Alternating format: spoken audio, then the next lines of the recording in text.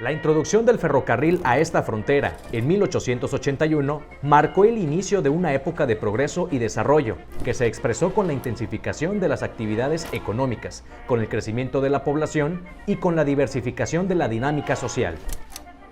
En ese contexto, aparece el béisbol como una nueva actividad de esparcimiento que muy pronto encontraría arraigo entre los pobladores.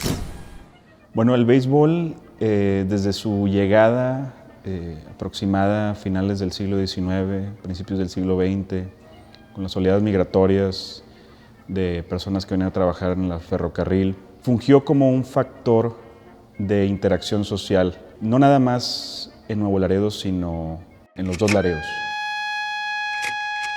La tradición oral da testimonio de que la práctica del béisbol en la entonces Villa de Nuevo Laredo está relacionada con el ferrocarril, ya que se dice que fue Johnny Tyson, un estadounidense que llegó a supervisar la construcción de las vías férreas, quien enseñó a los trabajadores del ferrocarril a jugar al béisbol y organizó los primeros 2 equipos amateur. De esta manera, se tienen registros de que desde finales de la década de 1870 ya se jugaba béisbol en la villa. Es por eso que Nuevo Laredo figura entre las primeras poblaciones mexicanas donde se practicó este deporte.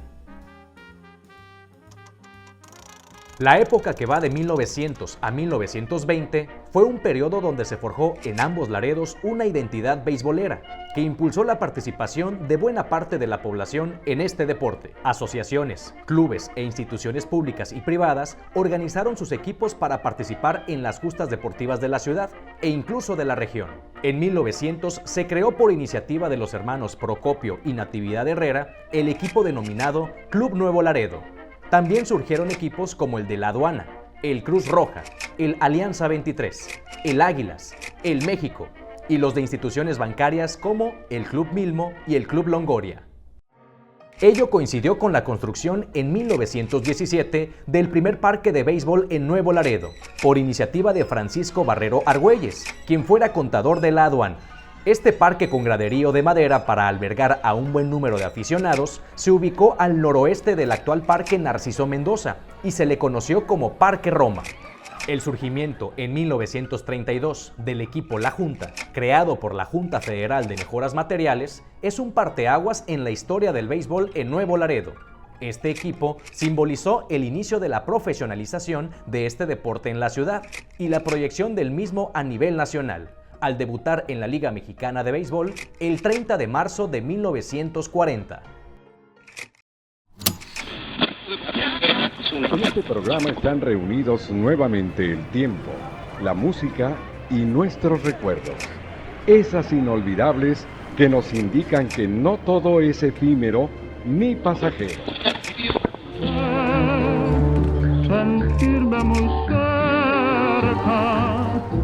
En los años 40, el equipo representativo de Nuevo Laredo tuvo participaciones intermitentes en la Liga Mexicana de Béisbol. Sin embargo, las temporadas de 1945 y 1949 son particularmente importantes para su historia. En 1945 obtuvieron el subcampeonato de la liga y en 1949 el equipo La Junta regresó a la Liga Mexicana con un nuevo nombre, Tecolotes de Nuevo Laredo, en referencia a haber sido el primer equipo en jugar de noche.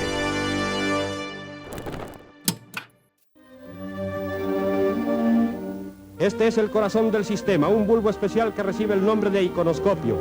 En este bulbo la lente proyecta una imagen que se desintegra en miles de puntos y gracias al ingenio del inventor mexicano para orgullo nuestro. Muy pronto los tecolotes se hicieron de renombre en la Liga Mexicana, gracias a su disciplina y desempeño. En la década de 1950 consiguieron en 5 temporadas 3 campeonatos y 2 subcampeonatos. En 1953, el equipo de Nuevo Laredo, liderado por Adolfo Luque, ganó su primer campeonato de la liga, imponiéndose a los Sultanes de Monterrey. Ese mismo año, Ramiro Cuevas, pitcher de los Tecolotes, lanzó el primer juego perfecto en la historia de la Liga Mexicana de Béisbol, en un partido disputado en contra de los Diablos Rojos del México. Al año siguiente, los Tecolotes repetirían su hazaña, coronándose como bicampeones con amplia ventaja frente a los Leones de Yucatán. Sin embargo, para 1958, los Tecolotes, comandados por José Cheo Ramos, se impuso a los Diablos Rojos del México, logrando así su tercer campeonato en la liga. Al siguiente año, no consiguieron superar a los Petroleros de Poza Rica, quedándose con el subcampeonato. El exitoso desempeño de los Tecolotes en esta época coincidió con la creación del nuevo estadio de béisbol, La Junta, construido por la Junta Federal de Mejoras Materiales en 1957. Este campo se convirtió en un referente del béisbol de la localidad y en escenario de grandes partidos y memorables triunfos. Pero es un estadio con mucho sabor, con mucho sabor a béisbol. Los aficionados siempre están apoyando al equipo, bailan, cantan. Eso es muy bonito, van a divertirse. Y que después de 16 años de ausencia para dar iluminación al regreso del Tecolote, vuelve al Parque La Junta. Luego de una prolongada ausencia, los Tecolotes regresaron a Nuevo Laredo en la temporada de 1976. Cuando Tomás Herrera se trajo el equipo de Cardenales de Tabasco a Nuevo Laredo, autorizado por el dueño del equipo que se llamaba Ariel Magaña. Ariel Magaña era una persona de Isla de Mujeres, pero le gustaba mucho el béisbol. Compró el equipo de Yucatán, pero en Yucatán le dijeron que no se podía quedar ahí. Entonces de Yucatán el equipo lo llevó a Tabasco, a Villahermosa, Tabasco. Puso a dos gerentes, eran dos cubanos que tenían la gerencia del equipo. No funcionó el equipo ahí y quiso sacarlo de Villahermosa, Tabasco. Entonces era muy amigo de Tomás Herrera y le pidió a Tomás Herrera que hiciera el favor que lo sacara el equipo de ahí. ¿Dónde? Pues donde fuera, pero quería que saliera de Villahermosa. Entonces, Tomás, siendo de Laredo, Texas, sabiendo que la Nuevo Laredo era una plaza beisbolera, le sugirió a Ariel Magaña, el dueño del equipo, traérselo para acá, y así fue. Llegó aquí el 75. Al año siguiente, el equipo comandado por Jorge Fitch volvió a hacer historia en la Liga Mexicana de Béisbol, al conseguir su cuarto campeonato. Cabe mencionar que el equipo de casa, a mitad de la temporada, se ubicaba en el último lugar. Sin embargo, con excelentes actuaciones, logró remontar hasta vencer a los Diablos Rojos del México. Vino Jorge Fitch. Y ahí saltaron goles para arriba, gane, hasta que llegamos a los primeros lugares. Estábamos como 15 juegos abajo del primer lugar. Pero llegó este hombre y para arriba. Era diferente, ¿me entiendes? El trato para los peloteros. El juego de la victoria tuvo lugar en el emblemático Parque La Junta, que lucía abarrotado con una afición entregada al equipo de casa y que se desbordó de emoción ante el triunfo de los Tecolotes. Viene el tiro, viene el corredor y Laredo es campeón. Los Tecolotes ganan. Nuevo Laredo campeonísimo. En 1977 eran los increíbles Tecolotes. Vivimos tal vez los mejores juegos más emocionantes de toda la historia de 85 años. Ese quinto juego contra los Diablos, donde Soto batea un jonrón para empatarle a Aurelio López y a los Diablos, fue inolvidable. Creo que ha sido uno de los juegos más importantes en la historia de 85 años. En honor a los campeones, el grupo musical Los Marinos compuso la canción Tecolote 77, que fue muy popular. Tecolote 77 se ha coronado campeón, para orgullo de los dos Laredos y de toda la región. ¡Tecos! ¡Tecos!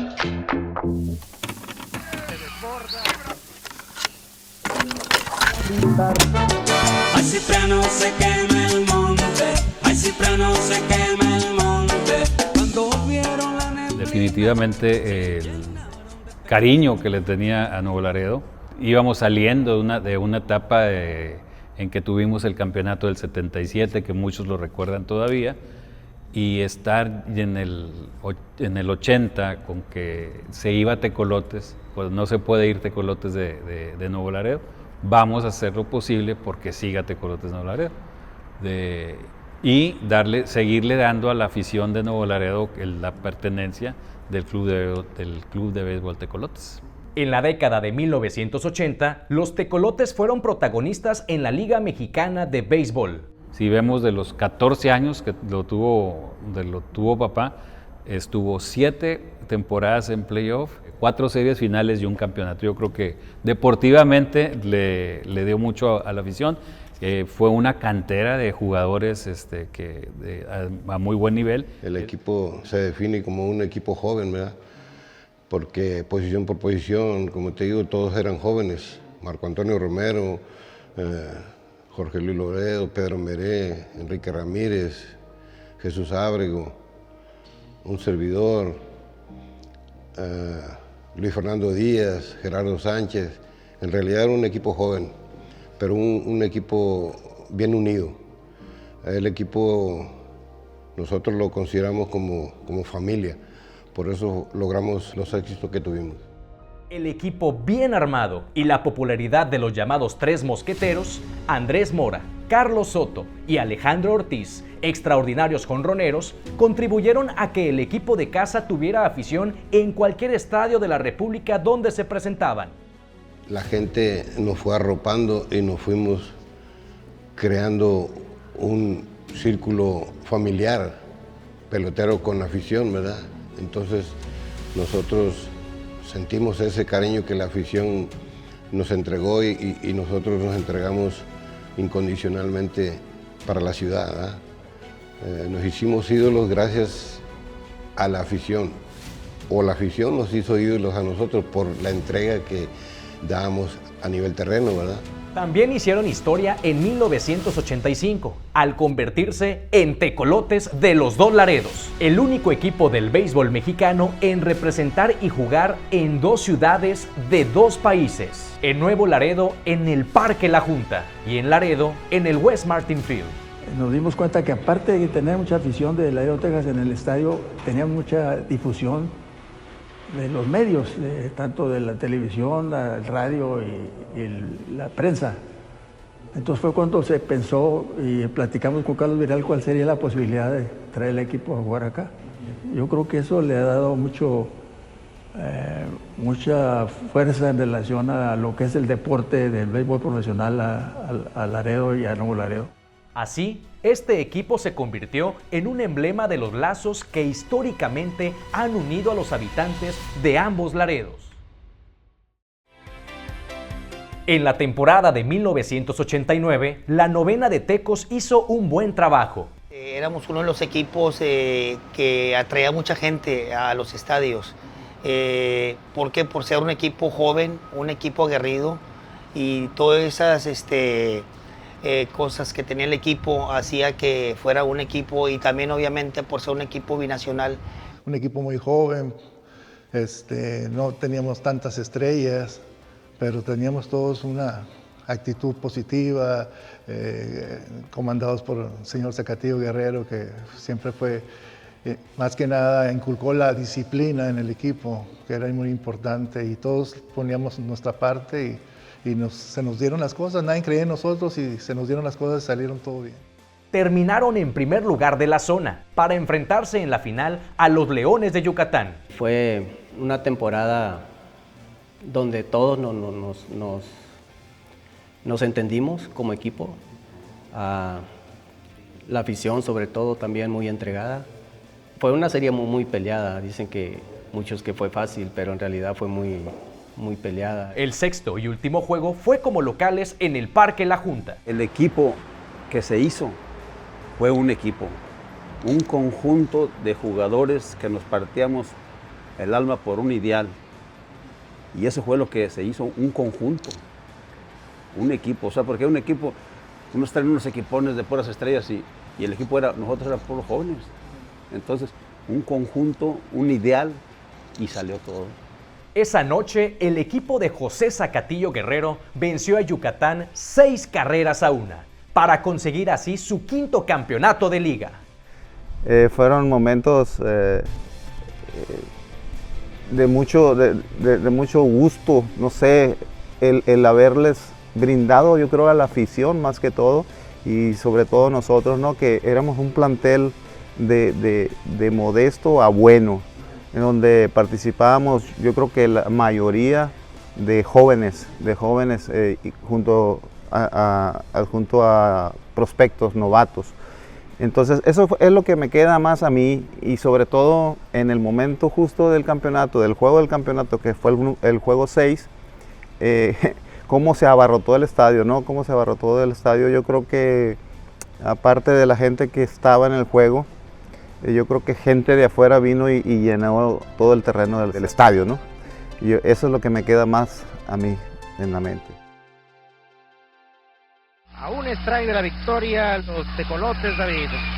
Los aficionados, qué trabajo para contenerlos. El entusiasmo contenido tanto tiempo se desborda. ¡Strike el tercero! ¡Los tecolotes son campeones! Strike el tercero, ponchan a Miguel Ángel Castellán. Los aficionados se vuelcan al centro del terreno de juego para levantar en hombros a sus peloteros. Amigos, ha terminado este juego. Ganan los tecolotes, 6 carreras por 1. Hacemos rápidamente un viaje a la Jusco y regresamos a este parque La Junta que vibra en grande con el campeonato de los tecolotes. En las temporadas sucesivas hasta 2003, el equipo de casa mantuvo su competitividad, obteniendo resultados importantes. Un buen momento, creo que fue el 2002, tuvimos grandes premios a nivel nacional, tuvimos en la final de la zona norte, tuvimos al anotador oficial del año, tuvimos al manager del año, Chico Rodríguez, al anotador Gerardo Solís, tuvimos 2 guantes de oro, José Manuel Espinosa y Willy Arano. Entonces son premios que se lograron, si no el campeonato, sí un reconocimiento del gran esfuerzo que como directiva y como jugadores y como beneplácito para la afición obtuvimos en ese año. Toda la gente tiene presente Tecolotes una gran historia, un gran equipo, una gran tradición, una gran afición. Eso nos llena de orgullo a todos los neolaredenses cuando estamos fuera de nuestra ciudad y hablamos del béisbol y que la gente, cualquier persona común te lo reconoce como Tecolotes. Tecolotes es toda una tradición. Sin embargo, para el 2004 se mudaron a Tijuana, convirtiéndose en Toros de Tijuana.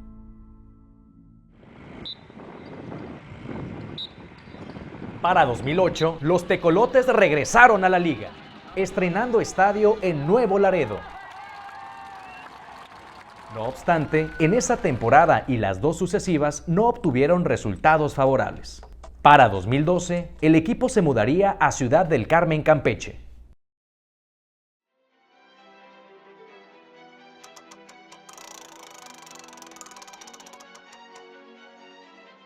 La última etapa en la historia de los Tecolotes de los Dos Laredos inició en 2018, con un equipo competitivo y una nueva casa en Laredo, Texas, el Unitrade Stadium.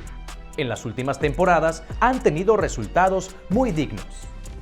Es uno de los equipos con más historia, uno de los equipos con más campeonatos obtenidos, de la cual han salido y hubo muchos jugadores emblemáticos en la Liga Mexicana que hoy son héroes para muchos, ídolos para mucha gente de generaciones anteriores. Y esa base que nos dejaron del pasado nos ha servido para poder explotarlo y convertirlo en lo que es el nuevo Tecos, ¿no? El nuevo Tecos que digo, ya empezamos en 2018, ya van varias temporadas, con la excepción de la 2020 por COVID, pero hemos tenido temporadas muy exitosas de mucho trabajo y muchos logros deportivos, ¿no? Cada vez nuestro equipo se consolida más en lo deportivo, ya somos un rival a vencer. Afortunadamente las cosas nos han salido muy bien y cada vez somos más importantes, y el nombre Tecos en la Liga Mexicana representa mucho. El equipo le pertenece a los aficionados, a los ciudadanos de los Dos Laredos. Nosotros somos los orgullosos dirigentes que tratamos día a día de darles el mejor espectáculo, el mejor ambiente, las mejores condiciones para ustedes vengan a ver un juego y divertirse. Entonces creo que para que nosotros estemos acá tenía que existir primero las ciudades que quisieran el béisbol y luego los aficionados que muestran día a día que quieren tener su equipo, ¿no? Y el equipo se llama Tecos de los Dos Laredos. A lo largo de su historia, el equipo de los Tecolotes ha contado con innumerables aliados que los han acompañado y que forman parte de la misma. Destacan los nombres de Fiacro Cruz, Jesús Franco García, Homero Solís y Eduardo Ferrer, quienes se han encargado de anotar y narrar lo que ocurre en el terreno de juego. Excelentes narradores.